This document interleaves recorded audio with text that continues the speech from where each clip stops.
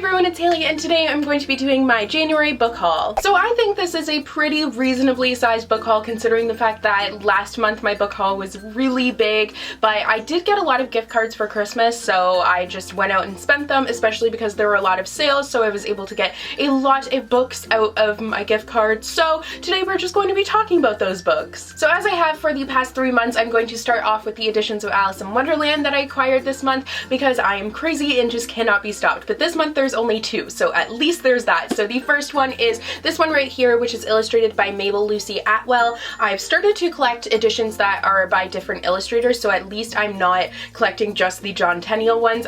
They are actually different in the content, and this one is really pretty. It alternates between having images that are illustrated and colored in like this one and having ones that are pretty monochromatic, except they have some orange in them, but they're really pretty. And here's the puppy right there. That's a really nice one. I just really enjoy the illustrations. They're very simplistic. There's from Pig and Pepper with the Duchess, and then you can see that there is Pig and Pepper, but it's like fully colored in. So either way, I really enjoy this edition. I think it is beautiful and the illustrations are just very nice. It's a very different kind of Alice, which I really enjoy. And then the other edition of Alice that I got my hands on this month is one that I have been waiting to get for a while, and that is this one right here, which is illustrated by Camille Rose Garcia, and a lot of people have this edition, but I didn't have it yet. It's a very kind of gruesome, grotesque illustration. It's really just weird and quirky and dark, as you can tell just by the cover, but it's very pretty. I love them. They're very dark and different. I just like how different it is, and there's tons of illustrations. The colors in them are just beautiful, and I'm just really happy to have this on my shelf now because I have wanted it for a really long time. I'm trying to find the Tea Party, but I can never find it. This one's good too with the Cheshire Cat, so I just really like this edition, and I am happy that I have it to add to my collection. The next book that I got is I got the Hamilton book. I've wanted this for a really long time because if you guys don't know, you probably don't follow me on Twitter because I don't really talk about it much on YouTube. I do if I can, segue it into a video, but on Twitter I talk about a lot my love of Hamilton, and on Snapchat, stuff like that. On my other social media, follow me, classic plug. But anyways, I love Hamilton. I'm just obsessed with it, and I was so happy that I was able to get my hands on this book. It's all of the stuff that you need to know about the musical is right in here, and it's just so cool. I love it. It has essays and it has all the lyrics from all of the songs. It's just amazing, and the pictures are beautiful. It is just honestly such a cool book, especially because it has annotations in the side by Lin-Manuel Miranda. I just think this is the coolest thing, and I'm so happy that I have this to add to my collection. It is awesome and beautiful, and I just love it so much. So now finally getting into the YA books that I got. The first book that I got is the one I'm actually currently reading, and that is This Shattered World by Amy Kaufman and Megan Spooner. I have a feeling I'll probably be done this by the time this video goes up, hopefully at least, but this is the second book in the Starbound trilogy, which is a trilogy of companion novels that are sci-fi. That was a really weird way to say that sentence, but you get the point. But it starts off with These Broken Stars, and I read that couple years ago now, I think. Yeah, I read that 2 years ago now, and I really enjoyed it, and I had been wanting to get my hands on this one for a while, so I'm really excited that I have it, and I'm looking forward to getting into it more. The next book that I picked up this month is The Crowns Game by Evelyn Skye. I had mentioned this book in a most anticipated releases video, I believe, before it came out.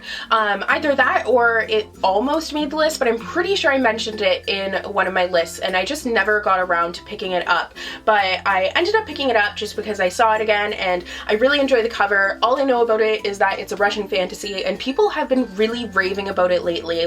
My best friend, who also reads a lot of the same books that I do, she read this book and she said it is fantastic. I've heard people just say that it's an absolute masterpiece, so I'm really looking forward to getting into it now since people have been raving about it so much, and I'm hoping I enjoy it as much as other people are. Next up is Flashbulb by Jenny Moyer. This was the book that was included in the December Fairy Loot so I got this with that. And I just realized there's actually a lot of sci-fi on this book haul, which is very unusual for me because you guys know that by now I'm assuming that I'm not a huge sci-fi fan, so very weird that there's so much sci-fi on this book haul. But this is a sci-fi novel, and once again, that's all I know about it, and I'm just gonna kind of go into it blind and see what happens. I don't know, I might like it, might not, we'll see. Next up is The Beauty of Darkness by Mary E. Pearson. This is the concluding novel, I believe, to the Remnant Chronicles, and I am so excited to have this. It is a friggin' brick, but this book, this series rather, starts off with The Kiss of Deception, which I really enjoyed, and I just haven't read the latest installment in it, which I believe is the conclusion to it. I'm now doubting myself, but I'm like 98% sure it's the conclusion. So I think this is the conclusion, and this is just one of those things where, once again, I just put off the end of series because I don't want them to end, so I just put it off and put it off and put it off. But I now finally picked up this book, and I'm hoping that it won't stay on my TBR for too long because I did really enjoy the first two books, so I think I'll really enjoy this one as well. The next two books kind of go together, and that is Cress and Stars Above by Marissa Meyer. So I finally picked up Cress. You guys know that I have been waiting to pick up Cress just because I wanted the hardcover, and it was never really the right time. I don't really know, but I haven't continued with the Lunar Chronicles because I didn't have the third book. I do have, like, I have Fairest and I have Winter, but I didn't own this one, so I couldn't continue with the series yet. So now I am finally going to continue with it. I'm planning on listening to the audiobook. It'll probably be the next audiobook that I listen to, and I also picked up the short stories because I have the audiobook to that one as well, thanks to Macmillan Audio. I have all of them, which is super exciting, and I'm really looking forward to continuing with this series, especially because I have heard that Cress is a lot of people's favorites, so I think that it might be my favorite. This one's about Rapunzel, and I really like Rapunzel, so I don't know, we'll see. Next up is Spindle by E.K. Johnston. This is the author of 1,000 Nights, and it's kind of a companion to that one, I believe, where the first one was a retelling of 1,001 Nights, and this one is a retelling of Sleeping Beauty, which I've never read a retelling of Sleeping Beauty. I'm not sure if there's any others out there, actually, now that I think about it. This is really the only one that I've heard of, and I have heard really great things about 1,000 Nights. I've also heard mixed things. I myself tried to read it, but I was really put off by the writing style, but now that I know kind of what to expect going into it, I think I might enjoy it more. Like, you don't get characters' names, which is really weird. You get some characters' names, but not all of them, so I don't know, but I think now that I know what to expect, I might end up enjoying this one, and the cover is absolutely beautiful. Next up is Of Fire and Stars by Audrey Colthurst, and I am so excited to have this book.